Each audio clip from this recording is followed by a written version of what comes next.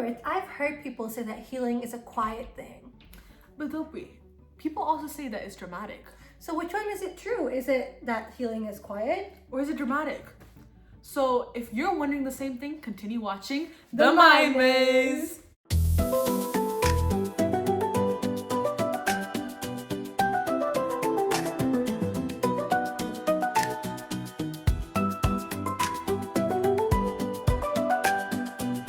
So Dilpreet, what is your personal opinion on, do you think that healing is quiet? Should it be dramatic, or should it be in between? Like, what is it? What is your opinion? So the thing is, personally, I'm an overthinker. So I overthink every possible scenario, and it's not a good thing, by the way. But I mean, that also comes in the fact that I do a lot of introspection. And for people who don't know what introspection is, it's when you think about your own thought. It's like metacognition. It's like, okay, Dilpreet, I'm thinking about this. Why am I thinking about this? Why is this paining me? Why is this hurting me?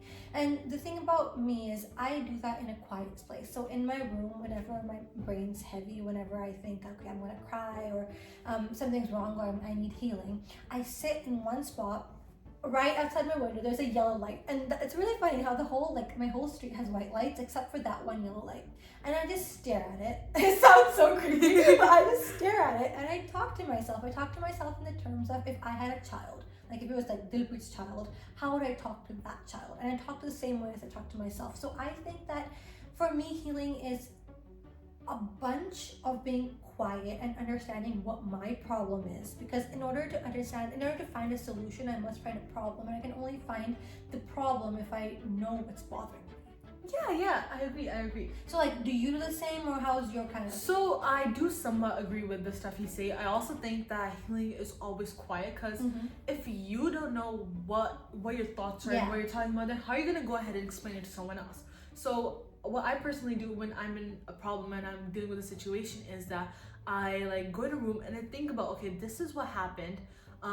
This is what can happen in the future as well. Yeah. And this is what has been happening to me. So now I know the past, present, and future. I'm gonna think about, okay, now how can I stop this present so that it doesn't continue on in the future? I need to think about, okay, what can I do to get away from this problem? And this doesn't just go in one sense, it works for everything else. So this doesn't have to be just, oh, someone said this or that, or this is a habit, anything like that. It works for everything. So if someone is draining my energy, for example, how can I do something that's gonna uplift me instead of draining it? So I need to talk to that person, do this and that. But that dramatic side comes after. The only thing you can do in the beginning is talk to yourself and organize your own ideas. And when I'm talking about organizing your own ideas, I also talk about how it shouldn't be dramatic, because if you're going on telling everyone around you that, oh, I'm gonna start healing now, not in terms of healing, but I'm gonna start doing this and this and that, you're basically giving them the opportunity to control your goal, to control the way you heal. And when you do this, if you, for example, fail, because everyone fails in life. Everyone fails. Failure is needed. Yeah, failure is needed. And when you fail, those people get the opportunity to pull you down. Even if you think they're not gonna, they get the opportunity. And the next time you go for that goal, you're already draining yourself. You know, Amrit, that reminds me of a quote that I always say when I feel like crying or something. And I'm like, there's no point in bleeding in front of a shark. Yeah. So we need to know that whom in our friend circle or in our life will listen and understand us, because there's so many people with fake perception and fake personas out there that pretend that they're helping you to heal, but in reality they're not. That's true. I agree. So coming off of your point that you don't think that you should be expressive, I do think that for my personality base, that I do, if I have a problem, I do talk to people. Because what I've realized is when you're already in a tough time, when you're trying to heal, when your brain's already fogged up, you're like, I don't know what the heck to do next. You can't, like how I was talking about, you need to identify the core problem. Sometimes you can't identify the core problem. Sometimes you go in spiral mode. I do that a lot. This happened to this. Oh my God, this is gonna happen to this. Oh shoot, this is gonna do this. And I think like 17, 20, 30 years from now, I'm the same I'm with just that. like, okay, I messed up now. My life is ruined. right? I'm an overthinker. You're- So I relate to what you're saying. I not- relate not a every good word. thing. It's It's not not, a good good, but it's just something that just automatically happens. So for me, like my go-to person is my mom.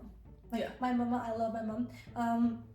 I tell her all my problems, and sometimes what happens is being dramatic isn't the sense I'm gonna be like, "Mommy, this happened to me. I did this," and like no, like we're not saying to be like vocal or have like a mic and be like, "Everyone listen to me. This is my problem." We're just saying that being vocal is telling how you feel to the right people, not to everybody, to the right people, and because they can help you then. So in my opinion, healing is also quiet. So like the first initial step is introspection, and then the external step is once you've figured out that okay, you need help, either it be by your counselor, by your friends, by your family, whomever you feel safe with. I think you do need to be somewhat dramatic in the sense you need to be able to say what you feel to that person.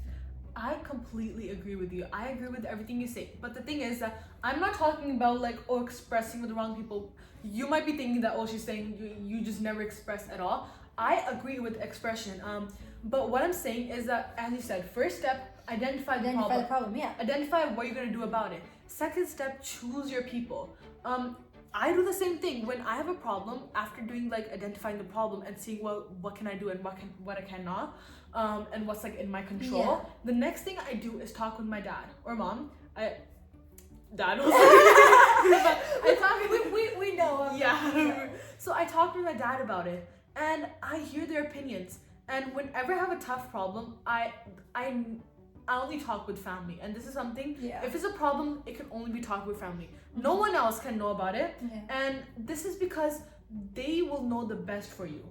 They will know what's right. They will know what's wrong. That's why whenever a problem, I express with my family. And when I talk about so let's just see the general for me, like the definition of quiet and dramatic. Quiet is internal thinking, and then quietly talking to the people who are your family. And when you're talking about quiet, because I feel like we're getting the wrong perspective. Yeah. Quiet doesn't mean not talking to anyone else. It means to talking with people you trust. Dramatic means you're telling everyone in the world about it. Everyone, no matter who it might be. Quiet is talking with your family. And this is why I say I feel like healing is quiet, because first you internalize your problems, then you talk with the people around you, your family, and then you focus and like work hard on it. And when you're doing this, I don't want you to go to everyone around and be like, okay, now I'm gonna start doing this. I'm gonna change myself for it. No, you need to show. I get that. You changing and healing doesn't start with, I'm gonna tell everyone to do it. It needs to be physical. It needs to be doing it and then showing everyone. The results should speak. You're not your plans. Yeah, that's true. And a quote that I follow by for this is, fool me once. Wait, what was it? It was fool me once, shame on you. Fool me twice, shame on me. So this is what it works. So if someone hurt you once, don't trust them again to do the same thing. That's what I personally feel. No, that makes sense in this context. So and we are saying, because this is our perspective. So for us, we are touched with very close with our families. Like we are well. We talk, we communicate, we share our problems.